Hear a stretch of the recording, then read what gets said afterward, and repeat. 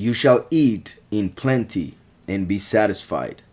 So even after the trumpets, even after the great hunger, the 10th famine that Yahweh promised for the world and that was prophesied by Amos, the prophet Amos, even after the 10th famine that this world will go through, Yahweh is promising, you shall eat plenty and be satisfied. When it comes to the spiritual, of course, the chosen few will find spiritual food in the witness like Moshe, just like the world found food going to Egypt, where Joseph, son of Jacob, was as the leader, giving food to everybody. You shall eat in plenty and be satisfied, and praise the name of Yahweh your Elohim. Look how important. Obviously, the physical, the literal is you shall eat, you will be satisfied, you will feel happy about not being hungry, and therefore you will praise Yahweh because he has given you food after it seemed like everybody was going to die of hunger. But in the spiritual sense, I was saying about how this meant spiritual food. The chosen few will be fed by the witness like Moshe, who is like Joseph in Egypt. And once they do that, they will worship the name of Yahweh. So what that means is that the last comes with a doctrine that is based on the name of the Almighty. Reason why once they eat of that doctrine, they are filled with that doctrine, they digest that doctrine, meaning they understand it, then they will confess the name because they have received the spiritual food. So you shall eat in plenty and be satisfied, and praise the name of Yahweh your Elohim, who has dealt wondrously with you. And my people shall never be put to shame. So after Yahweh does all this, never again will the nations put us to shame. Never will the nations have control over us. And my people shall never be put to shame.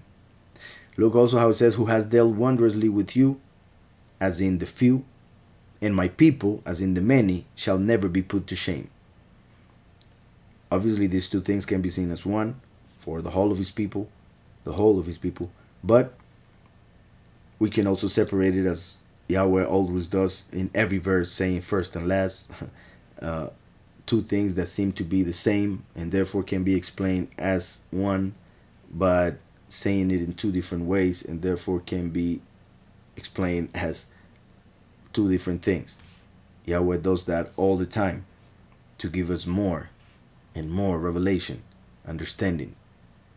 So the same can be seen here. Who has dealt wondrously with you, because the chosen few will see the wonders of Yahweh. Also the many, but none like the few. And my people, the few are his people also, of course, the chosen. But the people also makes reference to those who will be inhabiting the land, while the few will be ruling over the many. So the few will rule over the people. That's why I said people as the many. My people shall never be put to shame. The fact that they have to die for their rebellion, for their apostasy, will cause them shame. But after the resurrection, justification, they won't be put to shame ever again. Verse 27. Then you shall know that I am in the midst of Israel. This is huge for many reasons. One, what I was just saying, I think it confirms it. The many won't be put to shame again, as when they were worshiping a different name, as when they saw the last and they killed him because they called him an antichrist. They called him a false prophet. And I'm talking in past, even though it hasn't happened yet, but I'm talking as if we were already with the Almighty in eternity. So the many will reject the two witnesses. So once they realize they were the two witnesses, they will be put to shame. They will be ashamed of having rejected the Almighty while claiming that they believe in the Almighty. But once they are resurrected because they accepted the testimony of the Messiah who came and died for their sins, then they won't have shame once they are resurrected. They are forgiven, of course, and then they will give honor to whom honor is due, and therefore they will call on the name of Yahweh, and they will realize who the last is. And I say that because, well, in Deuteronomy 19,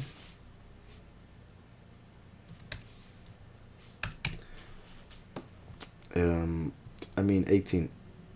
Deuteronomy 18, we read in verse 15 that it says, Yahweh your Elohim will raise up for you a prophet like me from your midst.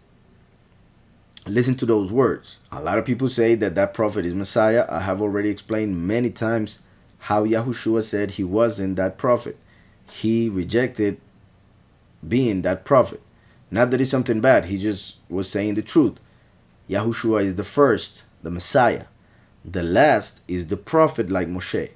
Yahushua and even John the Baptist was asked if he was Elijah, the prophet, or the Messiah. So there are three people that Yahweh prophesied to send to the world. Like we just saw in Malachi 3. John the Baptist, who is Elijah, as Yahushua confirmed it. The sovereign who would come to his temple, which is Messiah, as Yahushua confirmed it. And the Malach of the covenant, who is Michael, who is the prophet like Moshe, who would raise, will come up from the midst of the people. So Yahweh said, Yahweh your Elohim will raise up for you a prophet like me from your midst. Well, Yahweh told Moshe. Moshe was telling the people at that moment. That's why he said from like me. Moshe was speaking what Yahweh told him. Yahweh your Elohim, prophesying, will raise up for you, the people, a prophet like me, Moshe, from your midst, from your brethren. Him you shall hear. Him you shall hear, because he is the voice, which is heard. Yahushua is the word. Now, in Isaiah 41:4, it says, who has performed and done it, calling the generations from the beginning. I, Yahweh, am the first, and with the last I am he. In this case, the last means the last people of human history. That just like Yahweh appeared as Yahushua the first, he would appear with the last of people in the end. Just like he did 2,000 years ago, he would do at the end. Other verses that I always mention are Isaiah 44:6 and Isaiah 48:12 when it comes to 44:6, which is very similar. Thus says Yahweh, the King of Israel and his Redeemer, Yahweh of hosts, I am the first and I am the last. So Yahweh is saying that he would appear twice. One which would be obviously the first, and a second one which obviously will be the last, for there will only be two. So I am the first and I am the last. Besides me, there is no Elohim. So besides the doctrine and the teaching of the first and the last, there is no religion, there is no truth, there is no Elohim other than the one prophesied, the one taught by Messiah, his father, of course, Yahweh. I'm saying all of that because what we just read here is that the many, after their resurrection, will finally realize that Yahweh was in the midst of them. They will finally realize that Yahweh had manifested through the last, and they will finally accept him as such. So, then, verse 27 of Joel 2, then you shall know that I am in the midst of Israel. We have been seeing how all of this is referring to the end times. And we just saw how in Isaiah Yahweh said, I will be with the last. Well, and with the last I am he. And we just read how in Deuteronomy 18:15, Yahweh promised Moshe that he would raise a prophet like him from the midst of the people. So now we see here that it says, then you shall know that I am in the midst of Israel. I am Yahweh your Elohim.